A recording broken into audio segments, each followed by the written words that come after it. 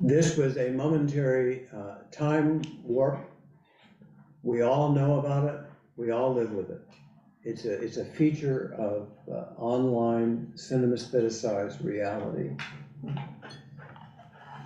Marie-Louise von Franz includes in her book Number and Time this way: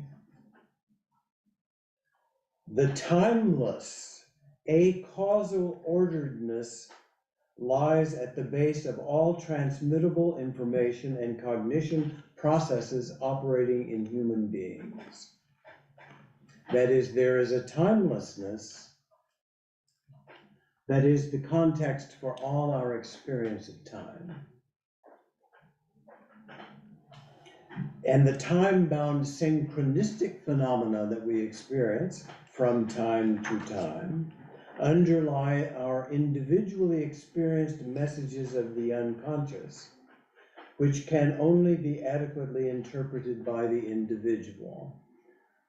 There's quite a lot there in Marie-Louise. She's really intense in how she brings together her prose.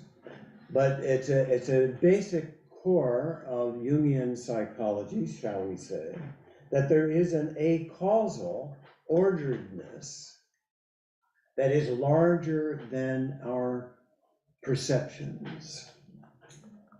But it is the basis of all transmittable information and cognition processes.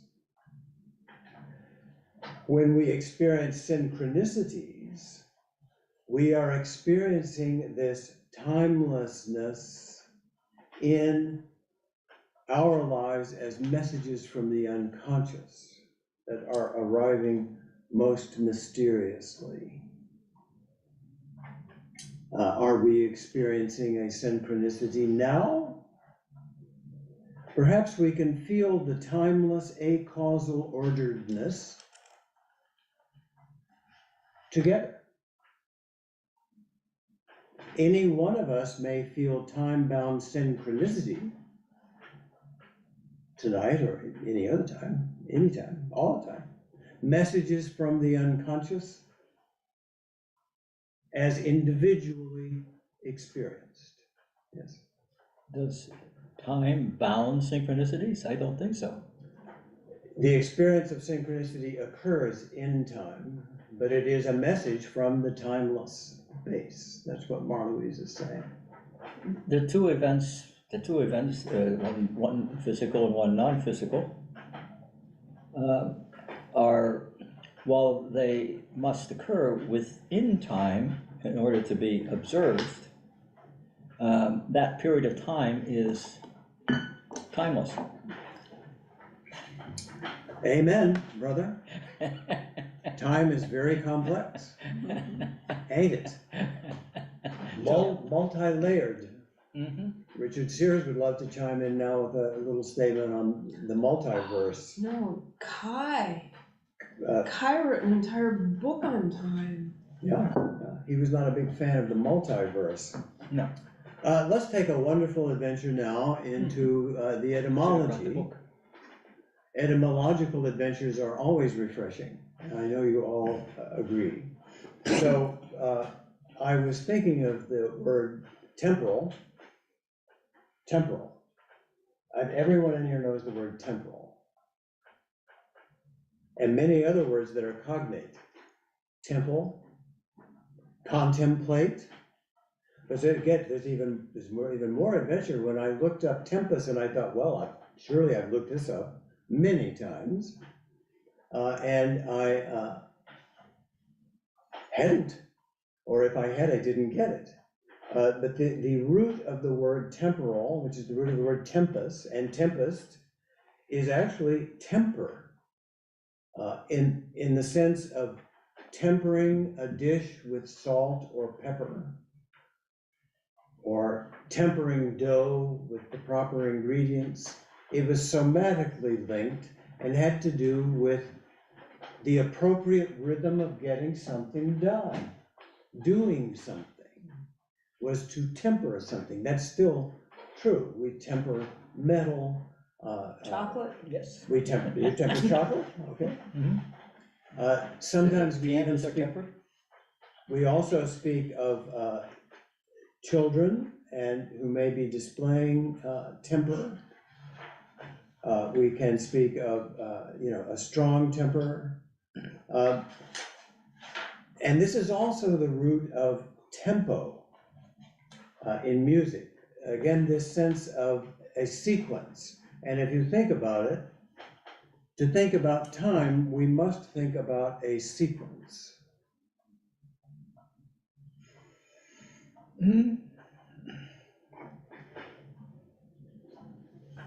So now let's think about time in a different way. Okay, I'm now going to share screen. Hopefully the magic will work.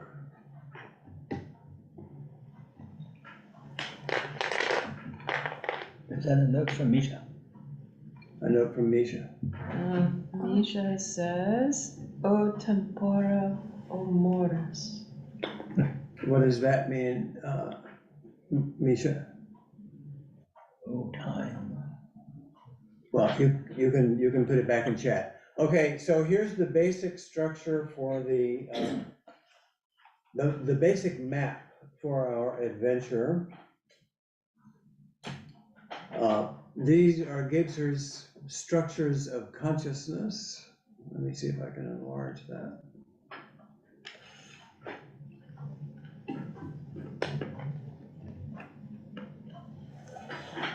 And all of these have an aspect of time, and the whole message of this evening is that we are all, always, already experiencing all these layers of time.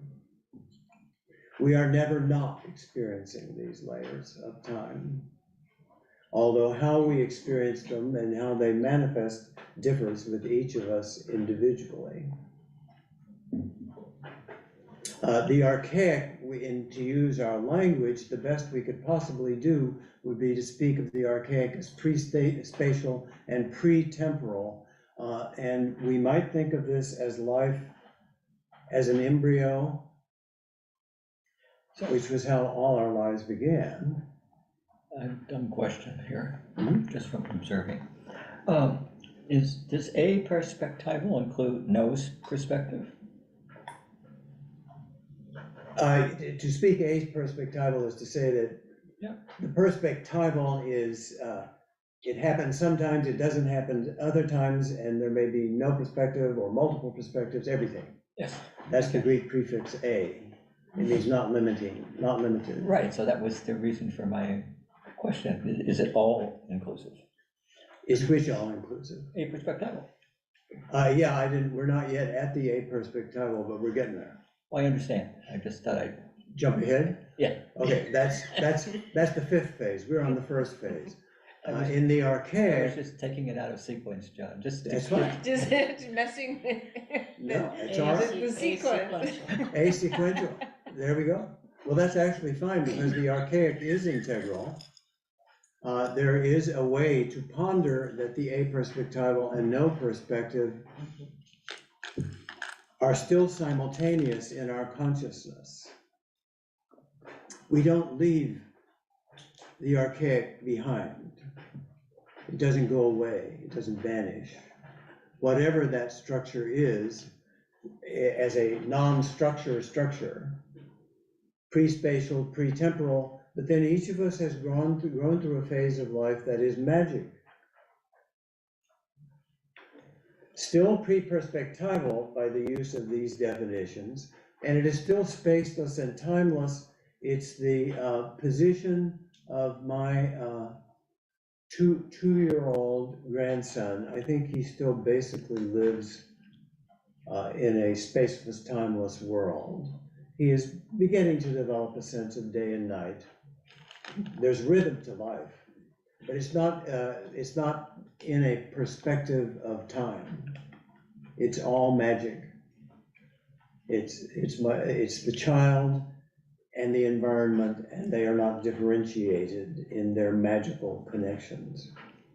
We all experience this. The mythical is when time enters our consciousness because it's the time required to tell the story. You can't tell a story without time. You have to have the beginning of a story, the middle of a story, and the end of a story. You can start with the end, but you don't have a story if it doesn't exist in time. Chairman?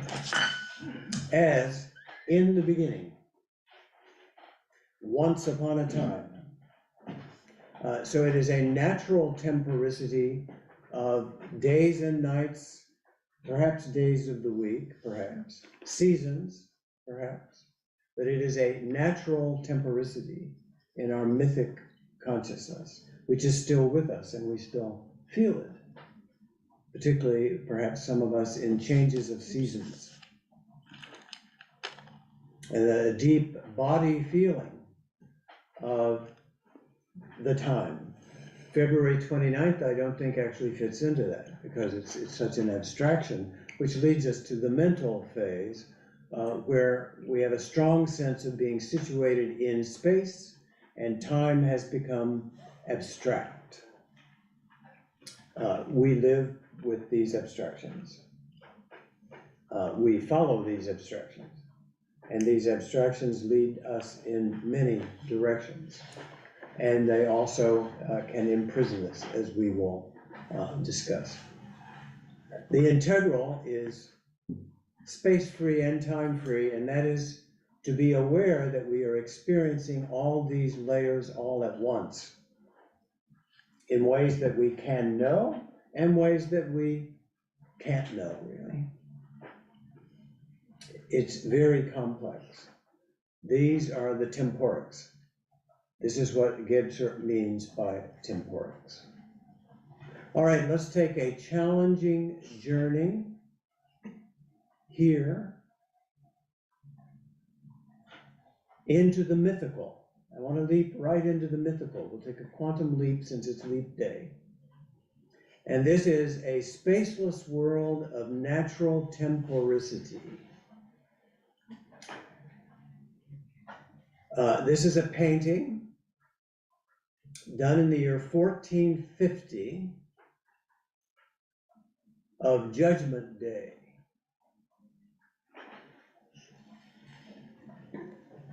The blossoming plant stem from the left side of the Christ figure is toward the resurrection, deliverance on Judgment Day, salvation. The sword on the, as we look at the right, is damnation.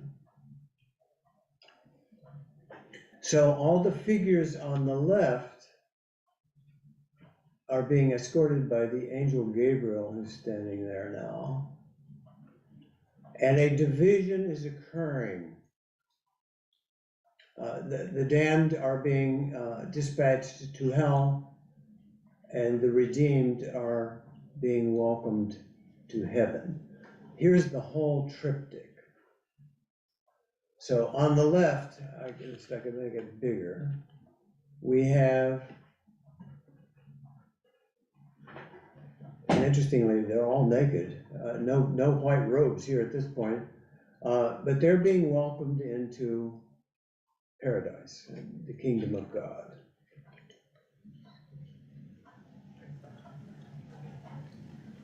These folks, as you can easily see, are descending to hell. Who's the artist? The artist's name is Hemmling, Hemmling. This painting was completed in 15.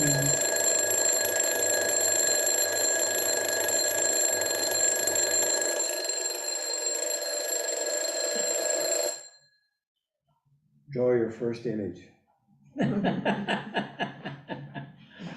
All of this? Image number 1. What is image number? What was on your mind as well?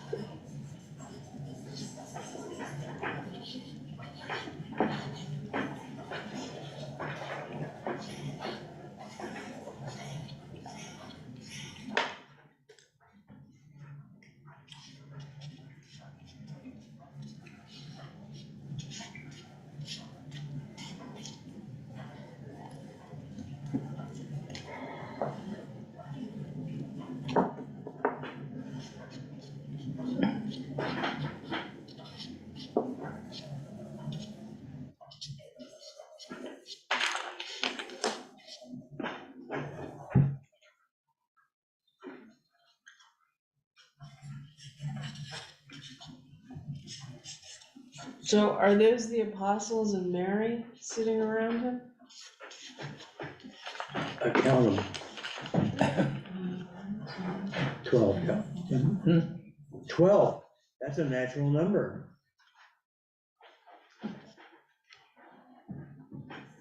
It would be really too wild of a quantum leap to say, how would you possibly compare and contrast the image you just sketched with this image?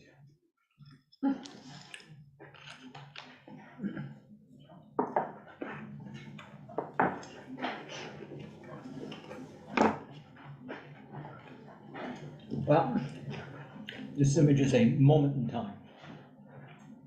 It's Judgment Day. It's a moment outside of time. Well, we could argue for the ones that are in the picture, that maybe not. Yes, we have so many problems here, including the many problems of time. And that is, where are these images? Who are these images? What are these images? What is even happening here if we contemplate this image of Judgment Day? But the immediate question, however, is this: what did this painting mean to the painter and the people for whom he was painting it? In the year 1540, this was less than 50 years after Columbus. It was about 30 years after Luther was named chair of theology at the University of Wittenberg. So Luther has made his statement. We could do a weekend workshop just doing this image and comparing the effects of Martin Luther. This painting was completed 24 years before Shakespeare was born. It's difficult really to get too far in Shakespeare without an appreciation for this mythic context. Those who might have perceived this painting in 1540, you might say, what would you ponder as being their primary concern if reflected in this painting? Which side of the line they wind up on, probably. Not going to help. Not going to help. This is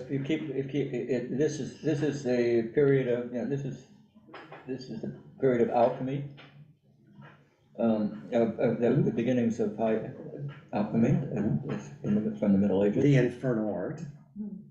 Well, some would say. So what is the psychic disposition that we might ponder or imagine, speculate, play around with, of those individuals for whom this painting was an expression of ultimate reality? Your mother. Uh-oh. Fear would come out. Fear should be central. Yep. Yes, my mother would, may she rest in peace, my mother would buy into every facet of that image, in toto. In the Middle Age, the mindset was, at least if I go by what I read by C.S. Lewis in The Discarded Image, um, there is a very rational way to apprehend the world, even if like the explanation that are followed um, for the rationality of the time are a little bit awkward. Uh, there was a painting like that is meant to literally answers basically the cosmology of how is the world made, how it works. And what strikes me when I see this image, something that I didn't see in similar images in the past, is the rainbow. Uh, I mean, it's clearly a rainbow that where the Christ is. The Christ is on a rainbow. And judging by the colors of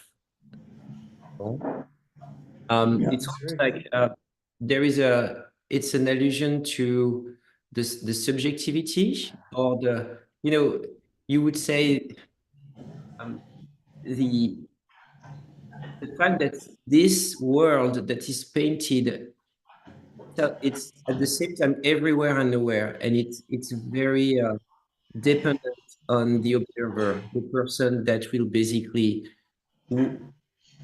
gaze at this painting, um, would gaze at this painting as an apparition, the same way a rainbow would appear to a group of people in a specific place, in a specific context, and it would be revealed.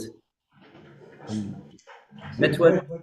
this is what it tells me when I look at this picture, and thus putting that together with the context, it's almost, I mean, it's a very elaborated way to say that the functioning and interlocking of the world that we do not perceive may be perceived if you are in the right place at the right time. And um, it's, it's an illustration of a revelation. A revelation.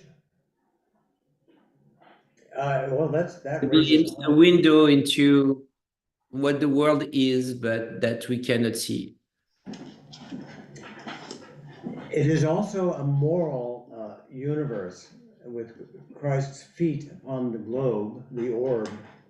But the central question here, as was said, is one's journey in life leading to heaven or to hell? This is a timeless question, since heaven and hell are eternal. And as you pointed out, Gregory, quite aptly, it's also a spaceless question.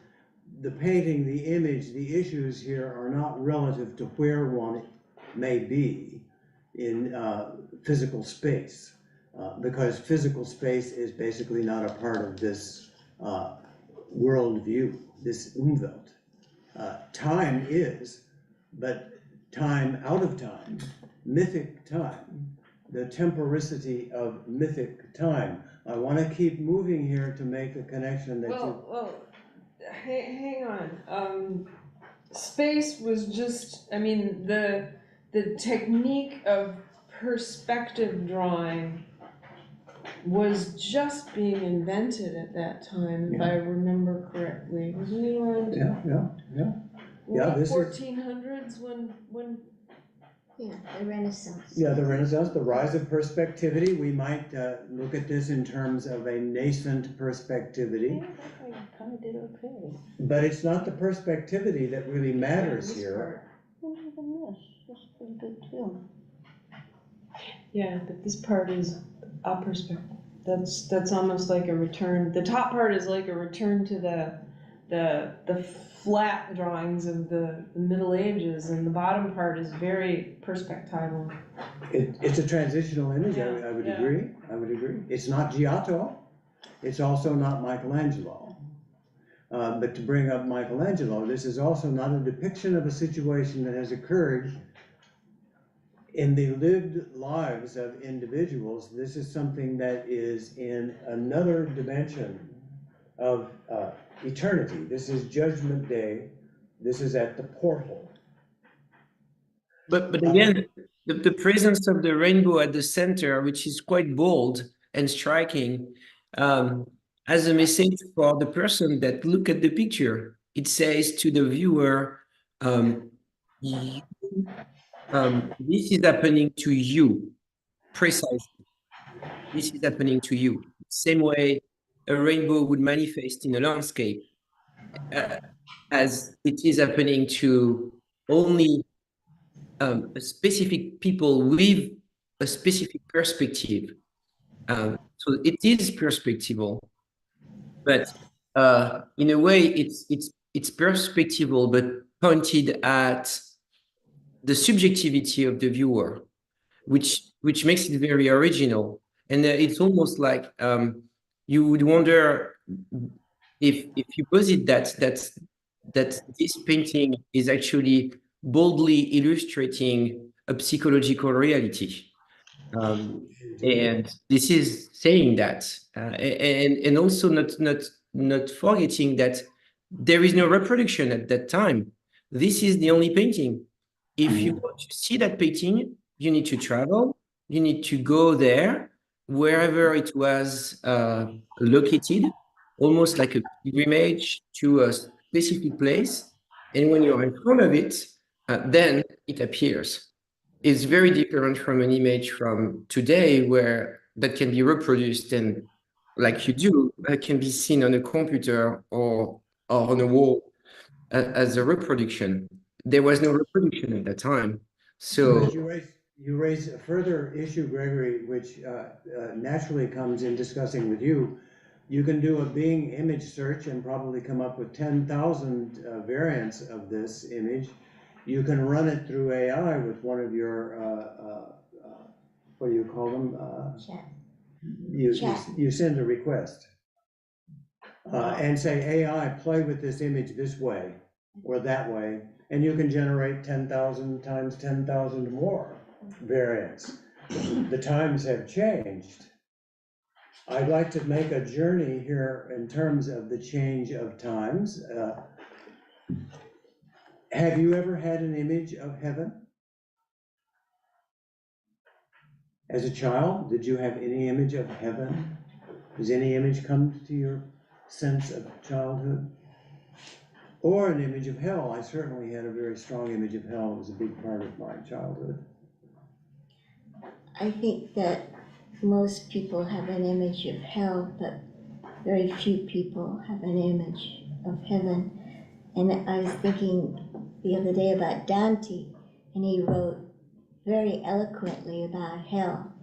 But when he got to heaven, he was not eloquent anymore. It was prosaic, because we can't imagine perfection.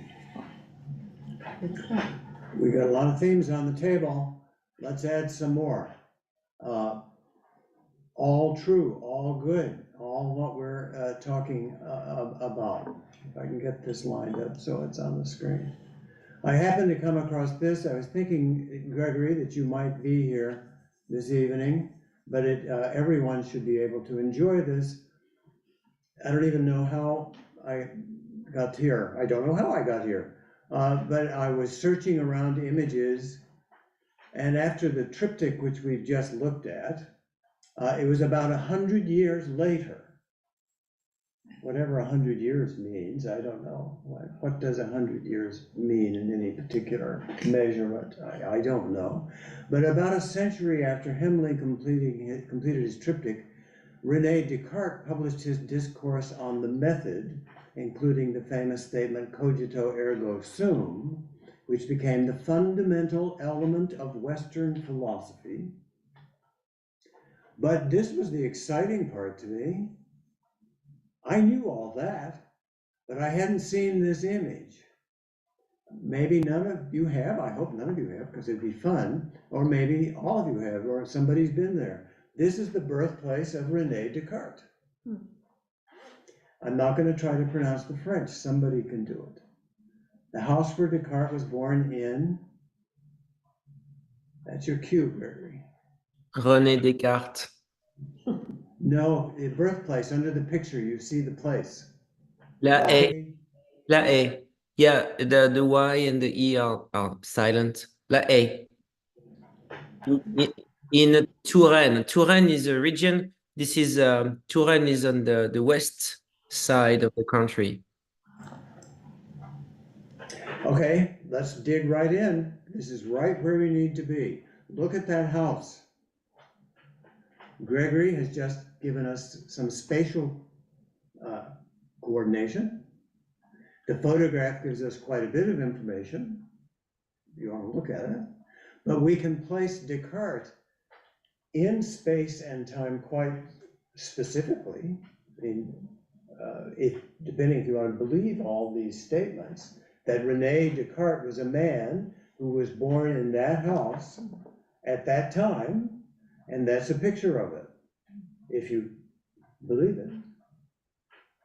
So time and space have taken on a new dimensionality here. It is the very dimensionality that Descartes proclaimed. Abstract temporality and abstract spatiality, for that matter. The Cartesian coordinate system. Now, we're not going to go into all the epistemology of Cartesianism, but it's on the way.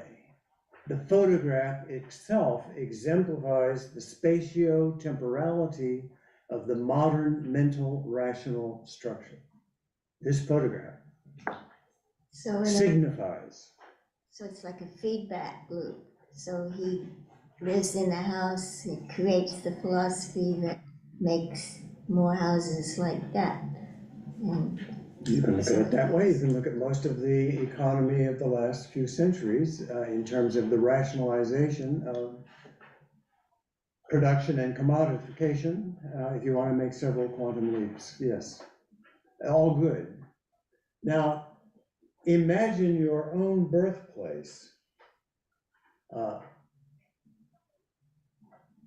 What image has just now come to your mind? Whatsoever it is, whatsoever the image might be. If you can draw it or put a word, your birthplace. Not the house we lived in, but The question is open. It's up to you. You're the artist. You have to respond, or if you wish. What does birthplace mean to you? That's the question. I'm glad we're not analyzing these images. Oh, but we are. I would go down a different rabbit hole myself.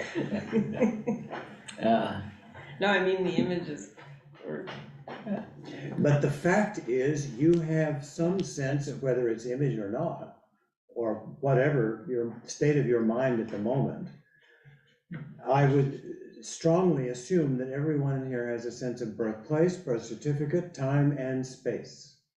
That if you were imprisoned and forced to say, you would say, well, I was born to the best of my knowledge at this place at this time.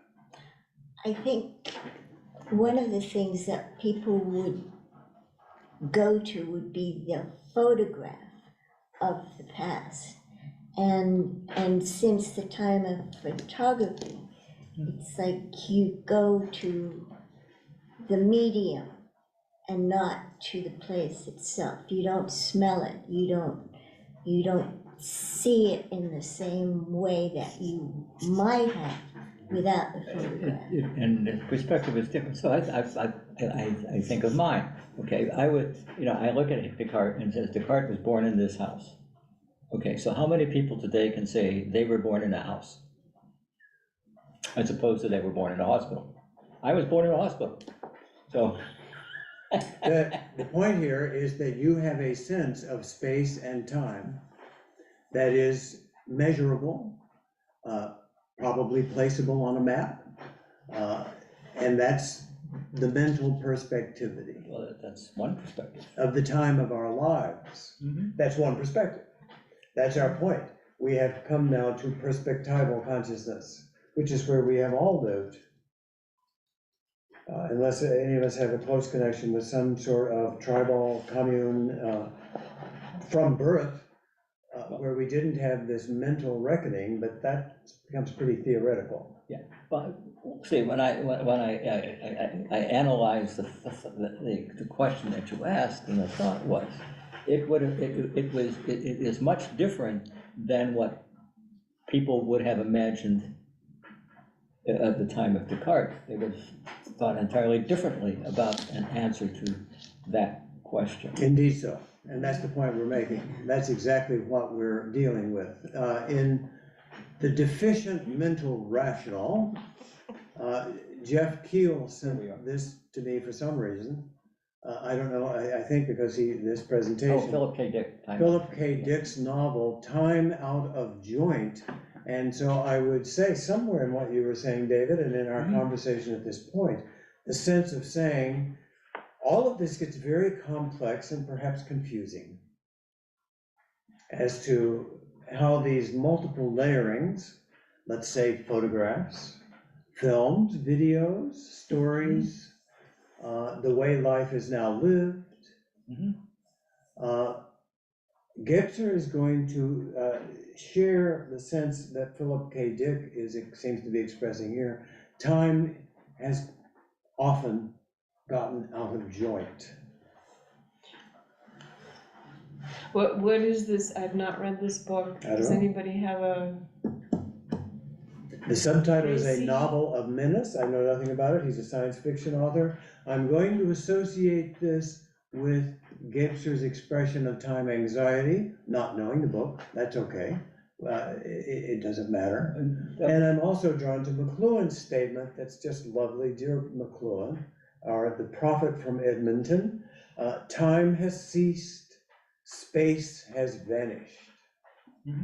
So this is post-rational.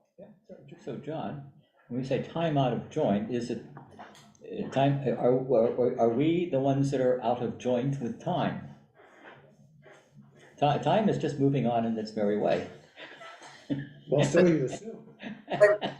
Time out of joint, it's, if I remember correctly, there is the main character in the book is meant to perform a specific task,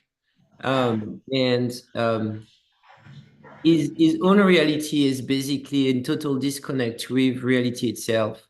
And so it's about perception of reality. It sounds like an analysis of social media amongst the younger population of the world today. But it came from Hamlet when he says The time is out of joint. Sure, very good, very, very good. Let's stick with it. Let's dig deeper. Let's go further. I'm reading here because Lisa bought it, and I don't know why. There's no actual explanation for this. I'll stop sharing screen for the moment. This is David Bohm, his book Unfolding Meaning, and I have been totally absorbed in this book. I'm familiar with David Bohm for many, many decades, but as it may be some of your experience, you sort of swerve through various books and thoughts and ideas, and you never know why synchronicities might happen. Yes. But the appearance of this book at this moment, I even thought, well, surely I read it because I thought I read most of Bohm. And then I started reading, I said, I don't think I've ever read this before because it's really rhyming, it's harmonizing in profound ways, which I would call synchronicity. That's another modality of time. For you. And the synchronicity experience amongst many of us, but this is with me with this book at this time. Right. Correct. So I'm going to share that with you and see just how you get it. So Bohm says this, and I'll be directly quoting until I stop. I want to suggest the introduction of a new term, which I call soma significance. You may recognize the word soma, body. Soma significance. This emphasizes the unity of the two, soma and significance. And more generally, with meaning in all its implications and aspects. That is, significance goes on to meaning, which is a more general word. So we're going to be talking about significance and meaning. In this approach, meaning is clearly given a key role in the whole of existence.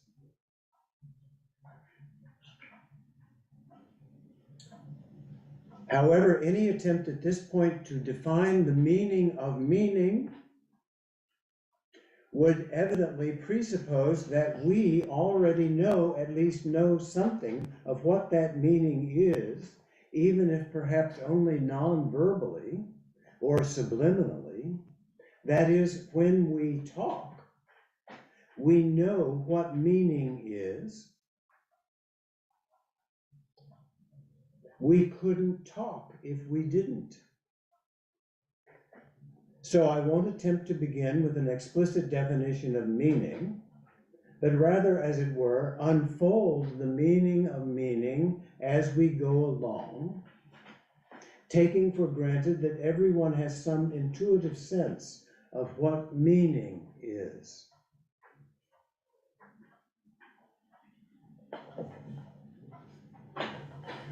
Well, welcome to the 21st century. Now, I also have Can I do a little riff on that? do a riff? Okay, so to break down significance to sign, okay, a sign is in a little more direct connection to something physical than a meaning. So, you know, your heart beating fast can be a sign of anxiety or excitement. You know, a droopy leaf is a sign of the deficiency of water, say, in a plant. So there's like something very direct. And that reminds me of Jean Gebser's focusing and felt sense, where you're looking for signs in your body. So yes, this soma significance is getting to a less linguistic layer of associations. Yeah, so significance associated something with something else. So Yeah. or something else. The relationships of two things. Mhm. Okay, so Mhm. what are those two things? Is significance synonym in this case of importance? Well, if you're noticing it, it's where your attention is being drawn. So that gets to like an even deeper layer of just like attention. So your attention being drawn would again bring in, as always will appear, a time factor. So if your attention is to be drawn, it has not yet been drawn.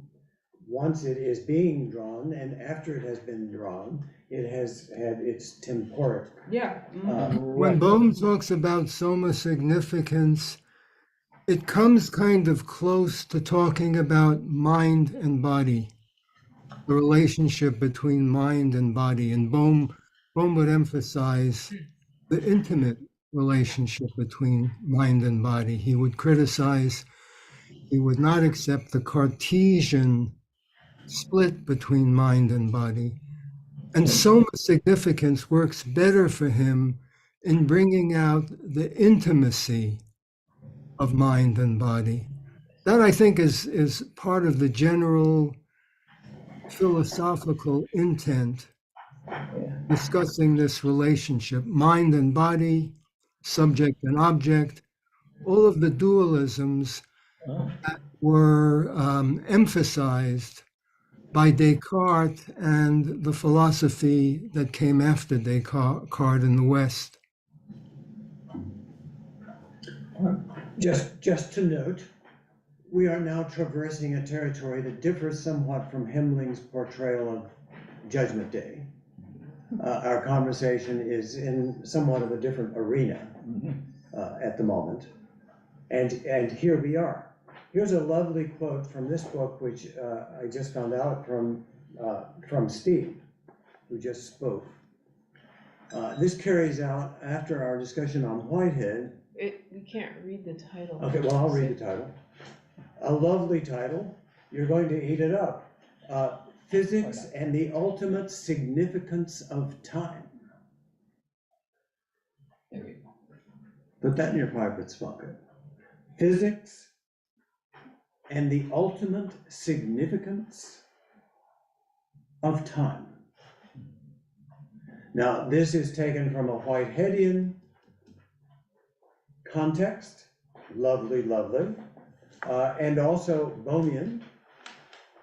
Steve has a wonderful article in this tome. I'm going to read just a couple of your statements, Steve. Here's Whitehead, though, just along the way. Of course. Of course. It is impossible to meditate on time and the mystery of the creative process of nature without an overwhelming emotion at the limitations of human intelligence. So we are at boundaries of human intelligence, our limitations. What we said before, we are never going to understand this completely.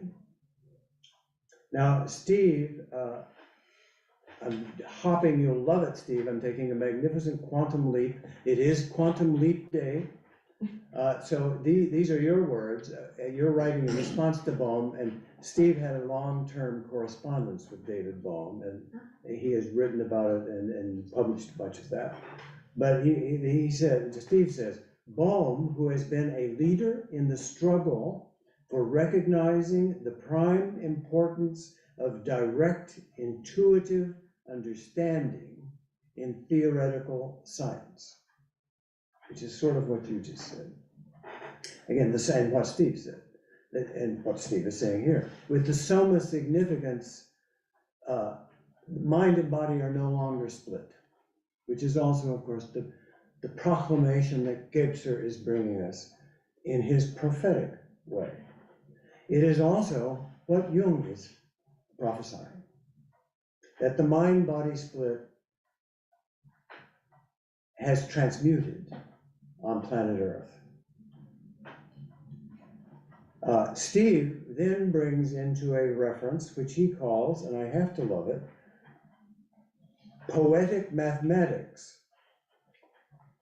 That's Steve's term. And then he concludes his chapter with these words: in the poetic mathematics of which I speak, form and formless intelligence are dually one and the same.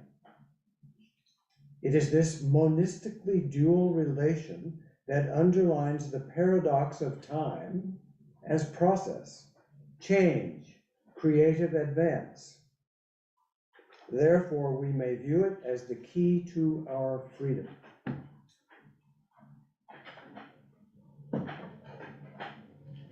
Pretty big words. Now, let me go back to share a screen because I want to add to the mystery. Oh, share a screen, okay.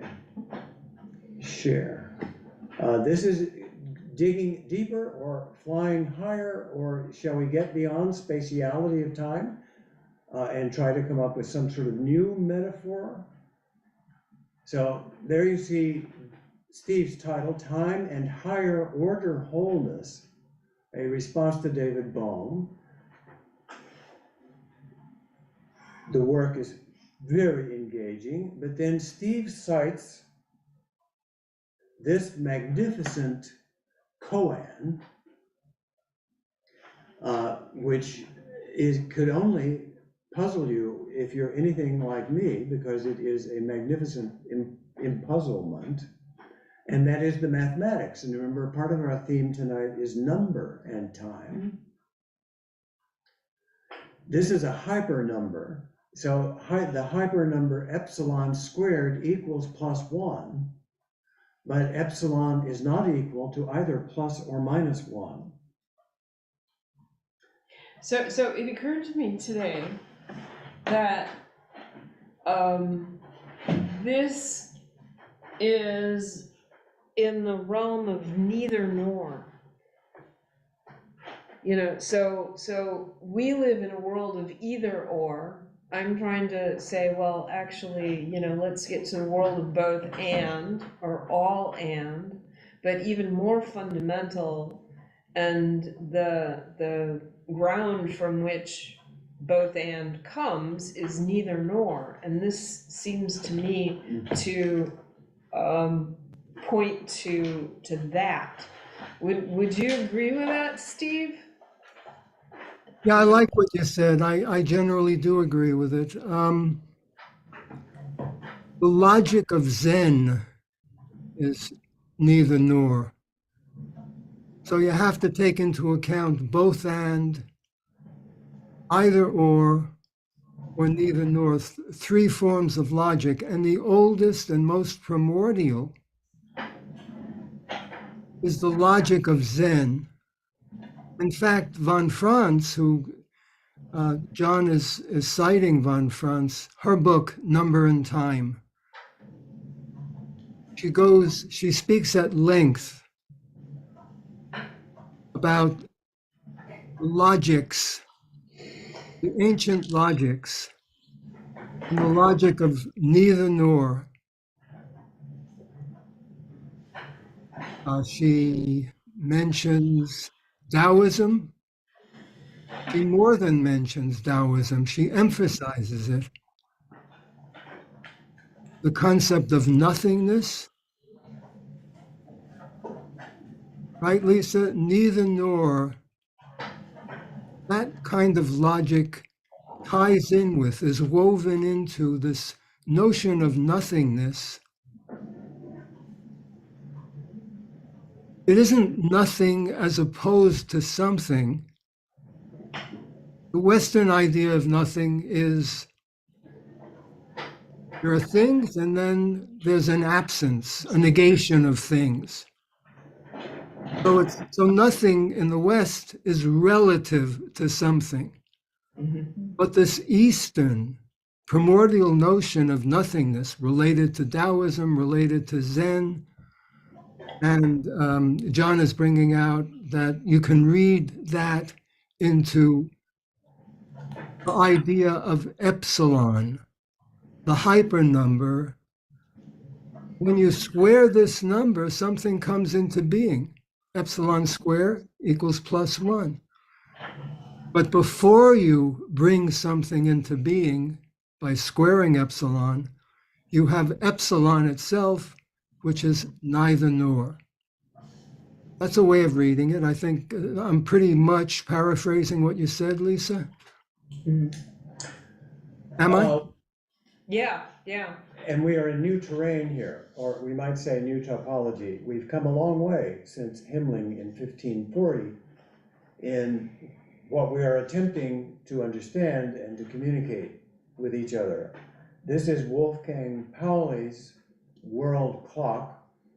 Our group read the Pauli-Jung letters over several years with David leading the discussions. This comes from a dream of Wolfgang Pauli. It's perfectly acceptable. It's just as an image, the image that it is. But then in the light of this current conversation, let's take another quantum leap, since it is Quantum Leap Day. And a friend recently shared with me an article titled "A Retrospective Structural Inquiry of the Predicament of Mankind, Prospectus of the Club of Rome." Now, some of you may know a bit about the Club of Rome. It's okay if you do or don't.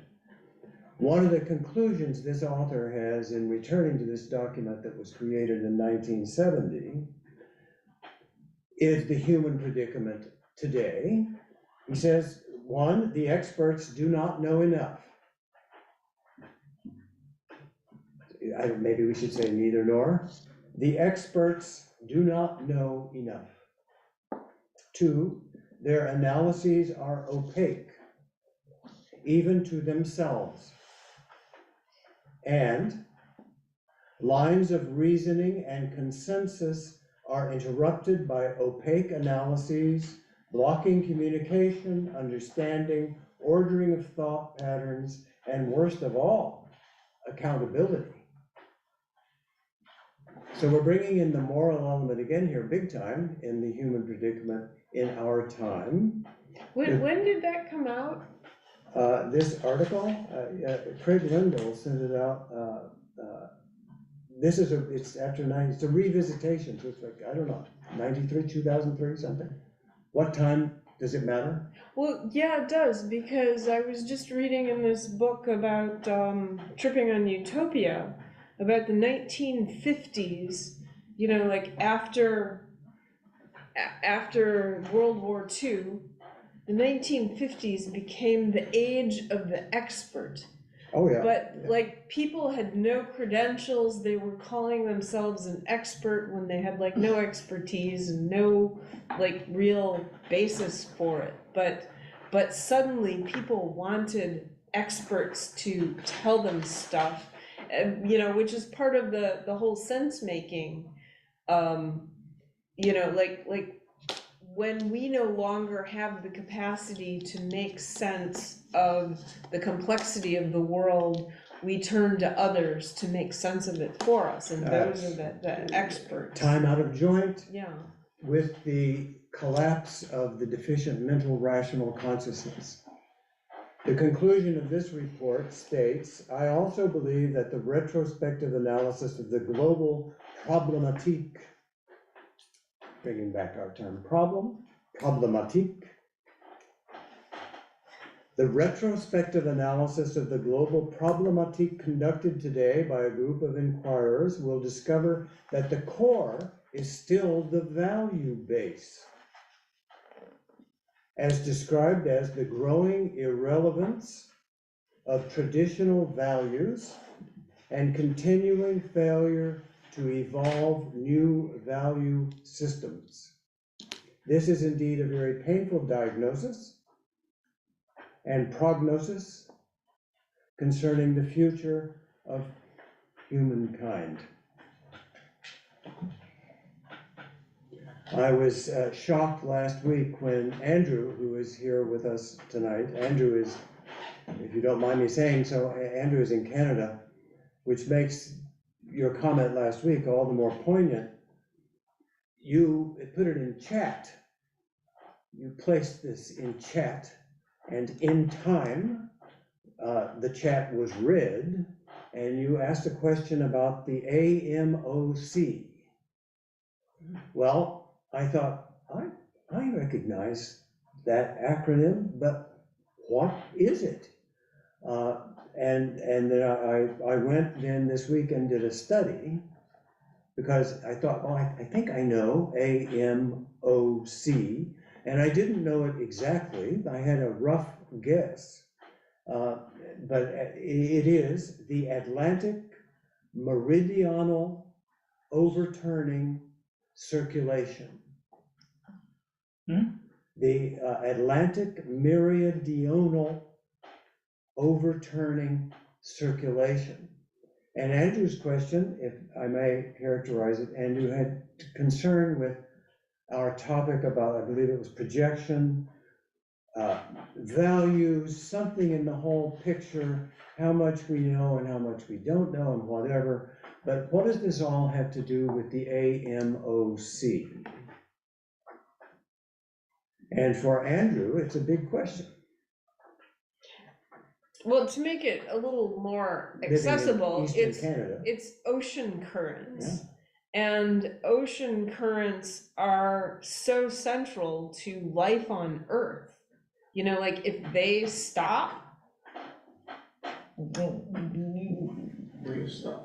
yeah. Well, it's going to get a lot warmer in Newfoundland. It's colder. It's going to get a lot colder in the United Kingdom. In the meantime, so we're back to time on a very large scale. And so I'd like to proceed here with some poetry. Thank you, Andrew, for registering that comment last week. Some poetry, so just relax, it won't hurt. The world clock, night, day, active, passive, waking, sleeping, among the various brain waves, many ages in the ages of the ages in secula seculorum. Just as my mind was traveling through the temporicities of aging, mortality, death, my antique German wall clock chimed one single stroke. And suddenly, I was eye to eye with eternity, which is, I believe, the ultimate point of departure for Jung. Immortality, the divine atemporality, in the fullest significance of any time, time within time, spirit of the times, spirit of the depths, coming face to face with oneself in life and death, in secula seculorum, in the ages of our lifetimes, the age that is dying with the great extinction, the great thaw, the many fallings, the many risings that bring us to this new age of trans-historical vertigo, Aquarian vertigo, watery consciousness. While consciousness has a lot to do with this process. If you hold time in one temporic modality and then another, the relationship of these two leads to another modality. Each of us always and ever experiences the primordial lub-dub.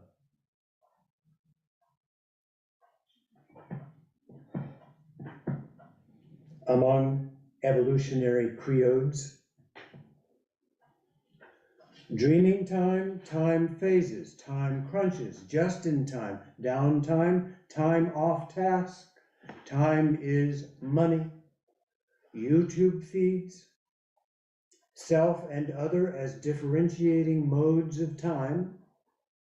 We experience self and other with time factors. Temporics shaped by our complexes, and a time shaping happening with every complex. Psychomagnetic forces, the timings of our sexual experiences, archaic orgasm, magic exchanges of two becoming one, mythic intertanglings of seekings and satisfactions through limitless situatedness, mental necessities, obligations, and unresolvable afterglow, integral Satchidananda, many becoming one and increased by one, becoming another, which makes three, as one more newness making four, and comprising one more among the many, shapings of time in incarnate experience, no matter how you look at it, forces at work. Implicate, explicate, explicit, explicate. The temporicities of quantum waveforms, superpositioning of potentials, meaning what might have happened that has not happened, what might happen that won't happen, temporic superpositionings of time vessels, face-time, time pressure, prisons of time, chains of time, turnaround time, wasted time, impending doom,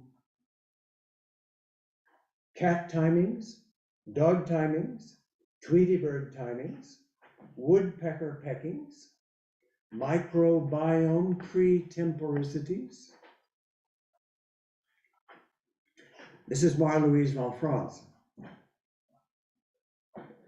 All higher organisms possess one or more internal clocks, relatively independent of their surroundings, which appear to function in the manner of an electromagnetic oscillator. These clocks are possibly situated in every cell and represent the physiological basis for our sense of time. E equals mc squared. Speed means time, but as an observer achieves the ultimate speed of light, time stops, right? To see a photon, be a photon, as Marlene Schiele puts it. David? Yes, where do I want to go? So, just to add to that, as an example, if time elapses, if 1 second of time elapses on the sun, the time on the earth is 2 microseconds longer. And this is independent of the observer. And this relationship will happen only depending on the relative masses of the objects. Absolutely right on, David, and I think that somewhere in this book of physics and the ultimate significance of time, this is covered. Mm-hmm. I hope that topic is covered. But it fits exactly with what you are saying there. We do not know what our own time is relative to anyone else's in a certain sense. Are we still worried about going to heaven or going to hell? Where are we? Let me share the screen. There's here's a sculpture of mine. And then I'll try to remember if, yeah, antechamber, I think this is called, yeah, a view of antechamber. Let me make it smaller. So that's, Ante meaning A-N-T-E, right? right, yeah, not anti-chamber, but antechamber, meaning the temporics at the gate or threshold of eternity. But, you know, people don't like to use the word eternity. Philosophers have frowned upon that word since Descartes. So it's the portico before the temple. Portico, and then so there's another piece that's called aperture of the sculpture, and a strange figure of light down below. It's like a human figure. Now, in the time we have remaining, and this is going to work, I wish to share with you some words of Jean Gebser, and primarily for this purpose. I would be delighted, on behalf of Gebser, if the word temporics became a useful element of your vocabularies. Temporics means experiencing the multi-layeredness, the multi-dimensionality of time in all aspects, which is a way of describing atemporality. And this is useful because this is the world we live in. Generations now coming forth are living in atemporality. As Gebser says, and I'm just going to skip through a little of this because I do want to get, through this. But Temporics is our concern with time. Today, this concern is omnipresent. Indeed, it forms the basic concern of our epoch. I don't know what the concern was with those who made their way to that French church to see Hemming, or Dutch church to see Hemming's painting of the Last Judgment. I'm not sure, but today our concern with Temporics is the basic concern of our epoch. Gebser is going to cite quite a bit about how Professor Einstein upset the apple cart. Then there are many others in physics and in the quantum physics work, and much of the great work that Stephen Rosen has done to take us even further and further into the complexities that we face with our new consciousness of time, and how this mutation of consciousness is affecting our lives, whether we know it or not, whether we care or not, whether it is perceived or not perceived, whether responsibility is accepted or not. This is what is happening. The basic theme of the new mutation has been described as the eruption of time, that's with an I, eruption of time, whereby time is understood as an intensity and a quality. Gebser is with Baum, speaking of soma significance. He's also speaking with Whitehead and organicism, and that is the mind-body split is old news, folks. And the psychophysical, signosomatic, soma significant consciousness is the consciousness that is now erupting among us, and it is the consciousness that will persist on Earth no matter what happens. And obviously, we don't know what is going to happen. Gebser quotes Jung in Jung's psychological types, and he says this. So this is Jung quoted by Gebser. The person who abstracts time finds himself in a terrifyingly animated world which seeks to overpower and crush him. Close quote. I think we are experiencing this on a mass scale in the mass psychoses of our time. And I want to tell this story from the 20th century onward, but experiencing a terrifyingly animated world of mythic forces, magic forces, archaic forces, both efficient and deficient, that are transmuting human consciousness on Earth. Here's Gebser. We must realize that time anxiety too is a projection. Time anxiety, and I work a lot with this anxiety, and this is, I believe, the single most important factor in attempting to grasp any meaning in the world political trauma that we are now experiencing. It is the eruption of time. Time is not what it used to be, and this is causing mass panic. The new task, as Gebser says, is to become aware of the temporics. When we see the archaic forces erupting, it is possible to hold them in vessels of integral time to say, this is what is happening. And the unknowability is just part of the deal. After all, Gebser says, the anxiety of humankind is growing. And many are using this anxiety as a means toward dubious ends. The growth is a sign that the anxiety is hastening toward its culmination, where it collapses, either initiating suicide or liberation. Close quote. Jean Gebser. The numinous is atemporal and not limited to any of our limitations. We are limited,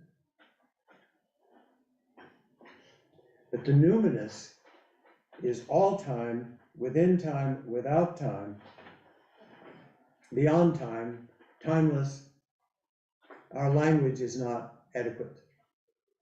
Gebser says our points of departure can only be, we can trust that they can be adequate if we bring our responsibility along with our new time freedom of knowing that we can travel through all these dimensions of time.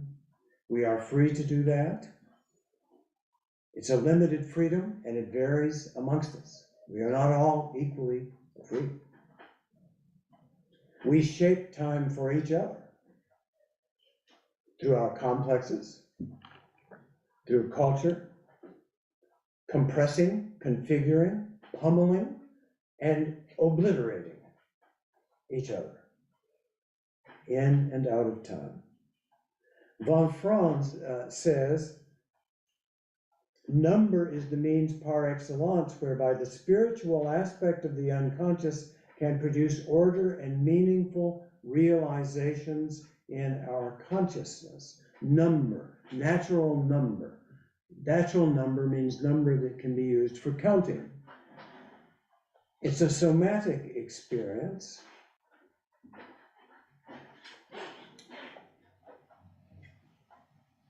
To count. You can't count without a body.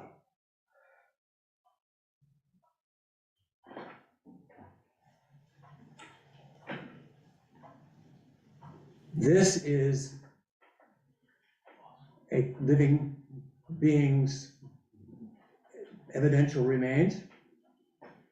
Probably the best I could get it about 250 to 60 million years ago.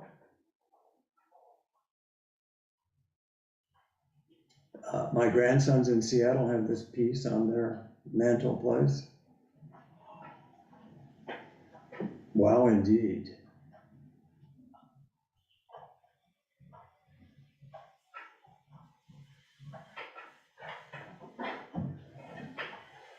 Hubble image. This is the ultra deep field image from the Hubble telescope. We are somewhat removed, are we, from Himmeling's Judgment Day image? But, you know, where, in fact, are we? And what is the meaning of our existence here? The universe is approximately 13.7 billion years old by the latest work of science. These galaxies are seen as they looked 350 to 600 million years after the Big Bang. So the previous fossil is yesterday. 300 million years ago is yesterday, compared to this time scale of 13.7 billion years ago. And in fact, this is an image of the recent configuration of the galaxies that were only 350 to 600 million years after the 13.7 billion year old event. Time it's really complicated. The light from these galaxies is just now arriving on Earth.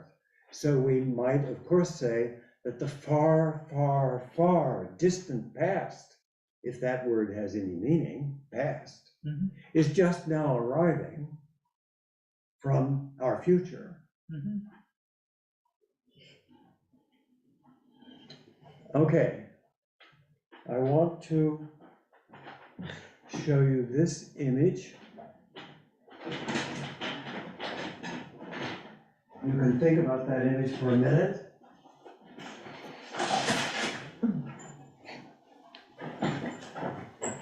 And I hope this sound will carry through on Athena. I'm not sure that it will. Perhaps I should switch to my microphone. Well, try it first. So folks at home, I hope you'll get this. Hold it closer then. Yeah. Gotta find it first.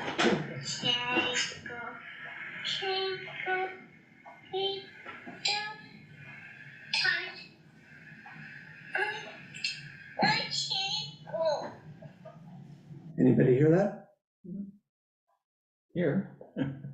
That's my 2-year-old grandson. You see his picture here earlier than 2 years. And then this picture at the bottom, when I asked my daughter, I said, I want you to record Levi's favorite song before he goes to sleep. And there he is asleep. And it was Kinkle, Kinkle, Little Tar.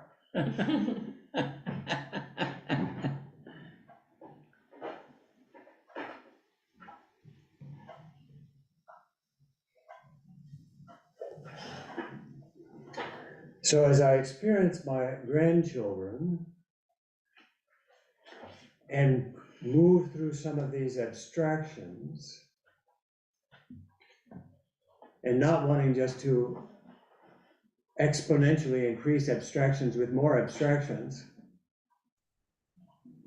it's good for me to hear my grandson sing Kinkle, Kinkle, Little Tar. And then he wanted it again. At the end, he wanted it again. Mhm. That was his appeal. Mhm. To want it again means it happened once. Something has to happen once in order to want it again. That's a rather archaic notion of time, but it's real for him, and he's a real human being, and he matters.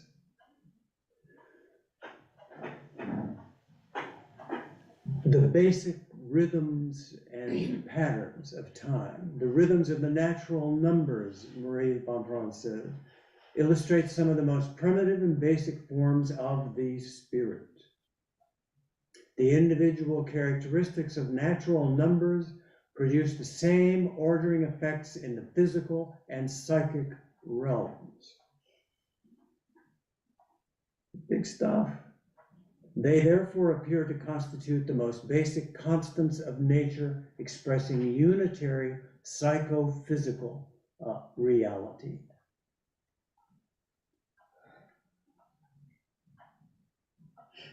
The most basic sense of rhythm and number and time as a tempering, as a blending of ingredients, of day and night, of hungry and not hungry, awarings, temporics, atemporal. All of this evening, in a Gebserian way, this effort could be called presentiating. It's another term that I really love, and you might find it useful. Presentiating means experiencing all dimensions of time all at once, always. Not rationally, not in a logical sequence, not in a way that we can communicate with a string of words. That's presentiating, presencing, or as I think Whitehead would say, concressing. Language happens as happening in time. Time happens in language and continues discontinuously at the edges of the world, where we could stand and be thrilled and amazed by something new, the newness of life being an addition of significance to the cosmic onrush, the onrushing flood of being, becoming. What stories of ours are most important? stories of importance, no matter how old the story, how the story is told, whatever medium. What have you been doing? Do you have any good news? Anything at all? I want to take the time to hear you, to see you, and to hear you. Why you are coming here today? Perhaps we could make an appointment to talk. Sharing utterance and genuine listening could be possible. About all the living souls we encounter in the decisive moments, just in time, at home in our stories.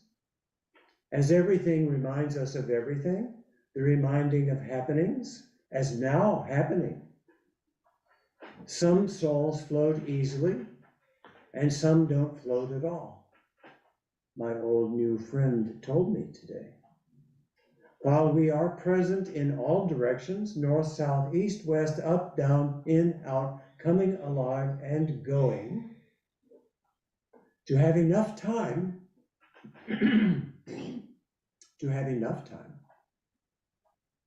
is what we all hope. I don't ever have enough time. Then suddenly I do. We are all of us already and always and not yet participating individually, collectively, through all these membranes of time and eternity. In the living of our lives transpermeably, our lives and loves, whether we know it or not, consciously and or unconsciously, quasi-consciously, in various gradients of transparency and awareing. This is the mystery of a Thursday, the 29th day of February, in the year that must be, 2024. Living purposely, without any clear purposes, is the allure of faith. And I don't know why.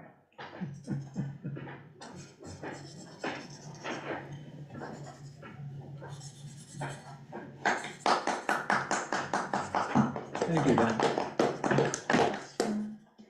So it's 8:58. Good timing. Yeah. Do you want to know how biological timing happens? I just happen to have that written in my book.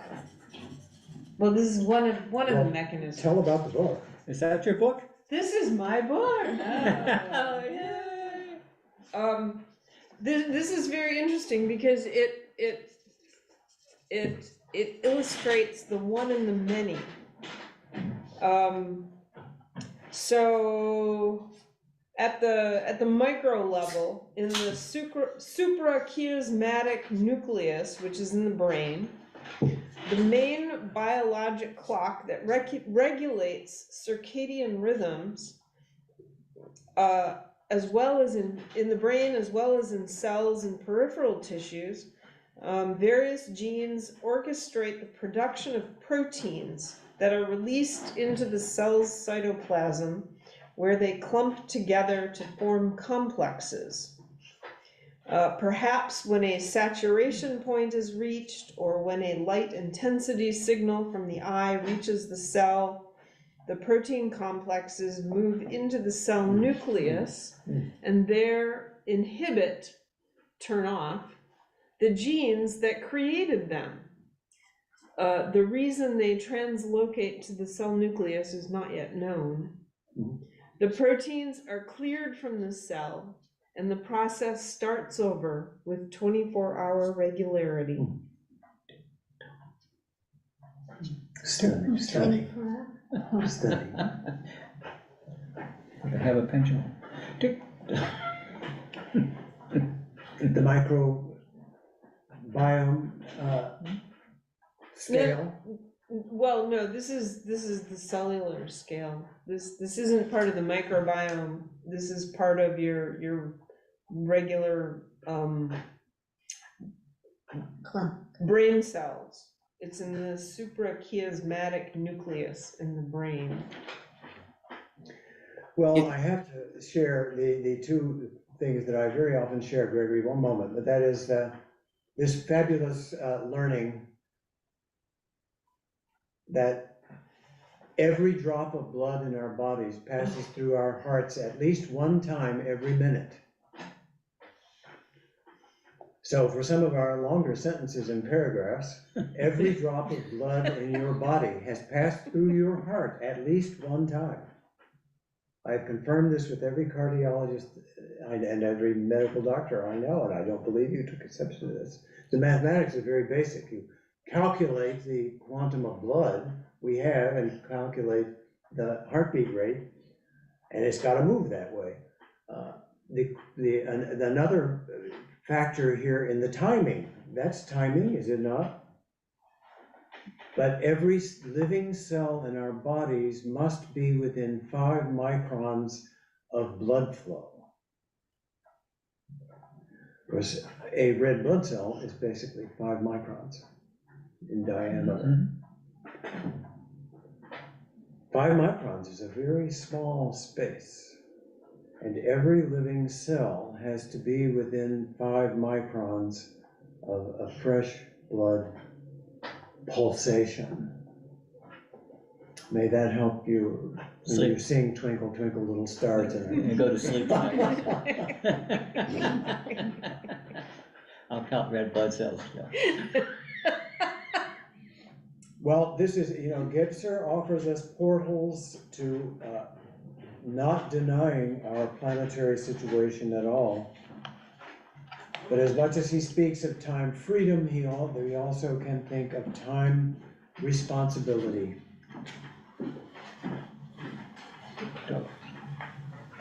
How are we responsible for our lifetimes? We are. I'd say shout out to those red blood cells. Well, if I may add another appendix to all this, and it's endless, but how are we responsible for time itself?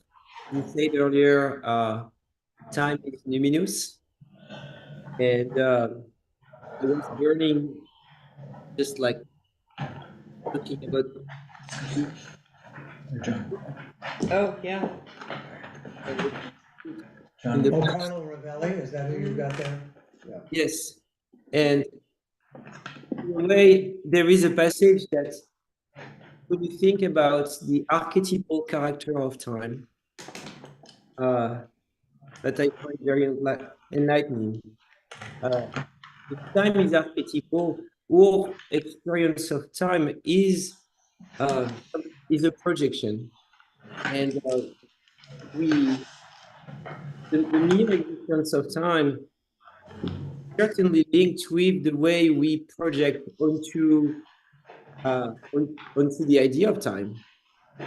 And there is a relation that Carlos Lovelli makes between time and disorder. Time and what? Disorder. Oh, yeah, yes.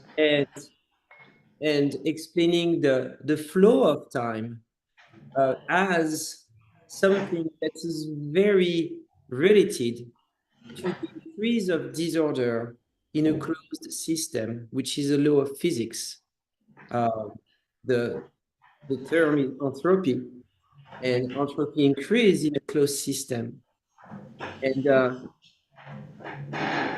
very short paragraph saying, if making a parallel between the flow of time or perception and the entropy increasing in a closed system, it says the entropy of the world does not depend only on the configuration of the world. It also depends on the way in which we are blurring the world. And this depends on what the variables of the world are that we interact with. That is to say, on the variables with which our part of the world interacts. The entropy of the world in the far past appears very low to us, meaning the origin of the universe, thinking about the picture you showed of the galaxies. at the origin. But this might not reflect the exact state of the world. It might regard the subset of the world's variable with which we, as physical systems, have interacted. It is with respect to the dramatic blurring produced by our interaction with the world, caused by the small set of macroscopic variables in terms of which we describe the world, that the entropy of the universe was low, and thus that it increased. It opens the possibility that it wasn't the universe that was in the very particular configuration in the past. Perhaps instead it is us and our interaction with the universe that are particular. And there is a very beautiful that ties everything together. We observe the universe from within it, interacting with a minuscule portion of the innumerable variables of the cosmos. What we see is a blurred image. This blurring suggests that the dynamic of the universe with which we interact is governed by entropy. We measure the amount of blurring. It measures something that relates to us more than the cosmos. We are getting up dangerously close to ourselves. We can almost hear Tiresias in Oedipus saying, "Stop, or you will find yourself." Or Hildegard of Bingen, who in the 12th century seeks the absolute and ends up by putting universal man at the center of the cosmos.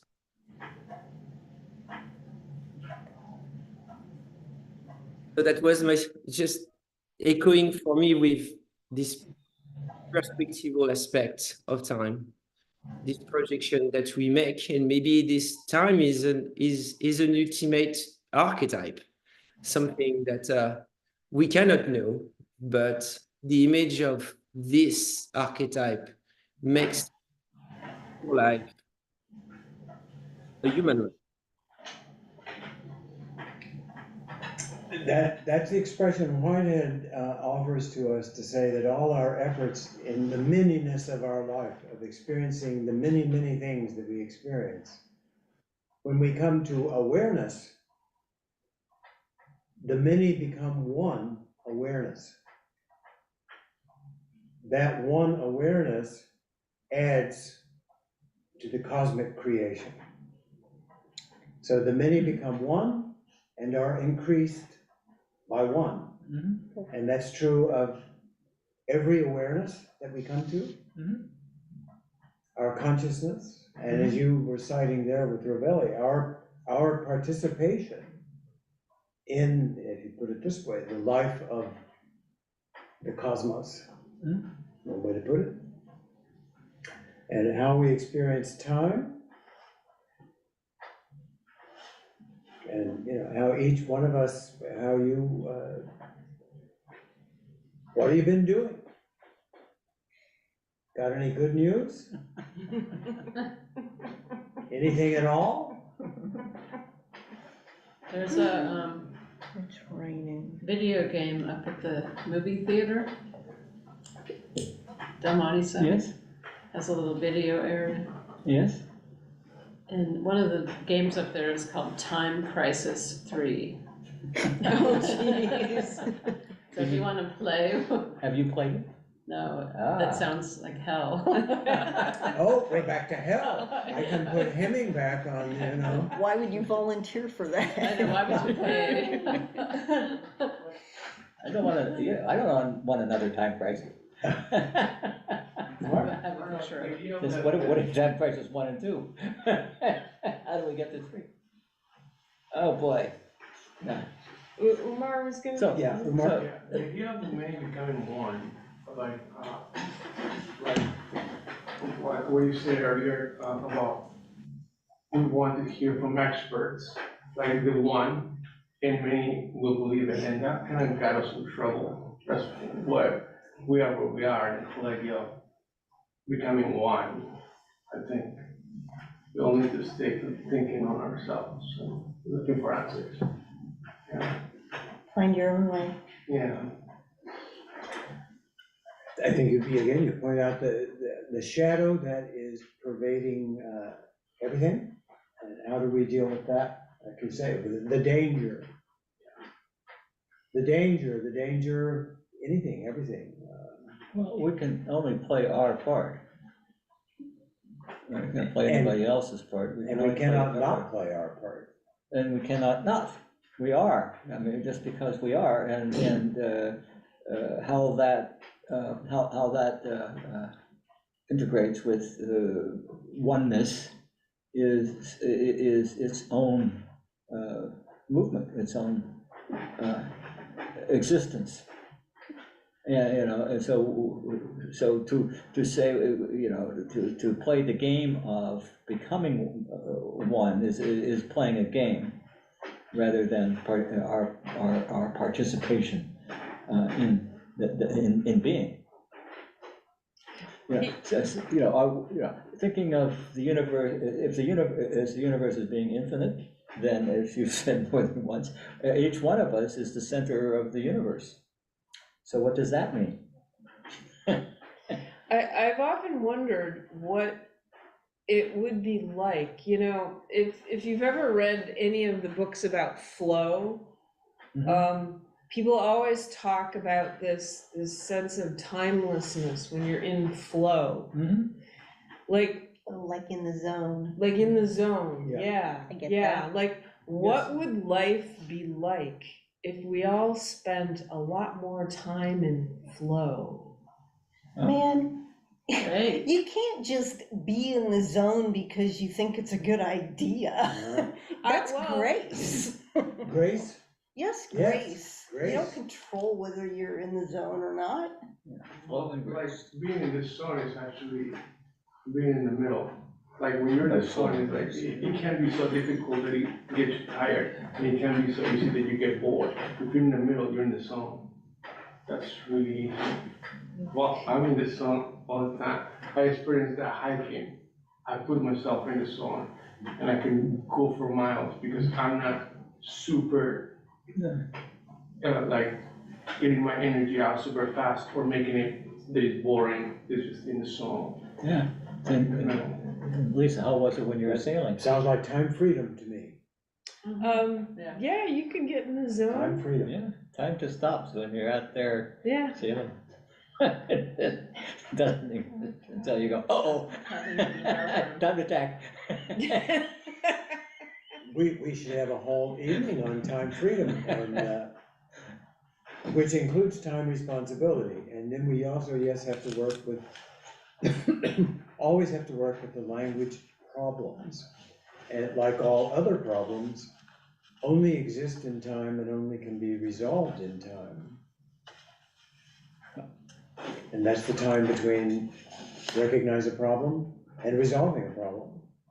If there's a Okay, difference. it's also, it's time to stop. John, Do you have David, show up to Athena. I asked David, Oh, hang on, I have to, take it off. Yeah, speak it. Presenter. or you can hand it to me and I can. Yeah, John can do it. Yeah, Okay. I wanted David, in addition to the alarm clock, which I thought was a quaint and fun thing. What's that, 1 hour, 43 seconds? Yeah, David what it- started this 1:43, 28, 51, 51. The passage of time. Gebser would warn against the atomization of time, and that it, there we go. You just, But how did the alarm clock, it was so abrupt. it was a surprise. Unexpected. How did you feel? How did you feel when the alarm went off? Alarmed. It took me out of my comfort zone immediately. Oh, it did. And we all did what you said we should do, which was pick up our, Yes, so we we had to, didn't hesitate, right? we had no choice at that instant. We were so shocked by the alarm going off, we did whatever you said. Oh, there's the danger, right? Shocking. It was shocking. Well, I feel shocked, most all the time, every day. Well- I work with it. Okay. That's your news feed. Change the station, John. Slower.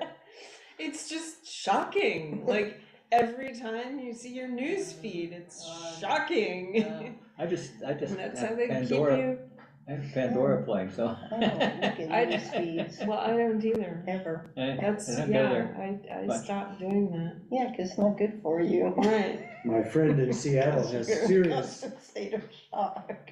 there's a serious channel, serious radio channel, called Chill. Yeah. It's all he listens to.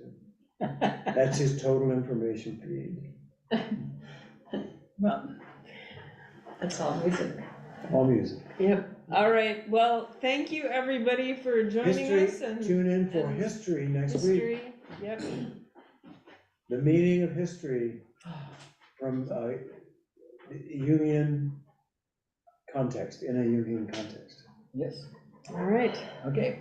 Sleep well. Sweet dreams. Bye-bye. Thank you again, Andrew, for that AMOC reference last week. And Misha, you put something in the chat that was And I'll count red blood cells. very good. All right. And Gregory, wherever you are. I know that you're in an undisclosed location. All right. Okay. Good night, everyone. Oh, let me stop.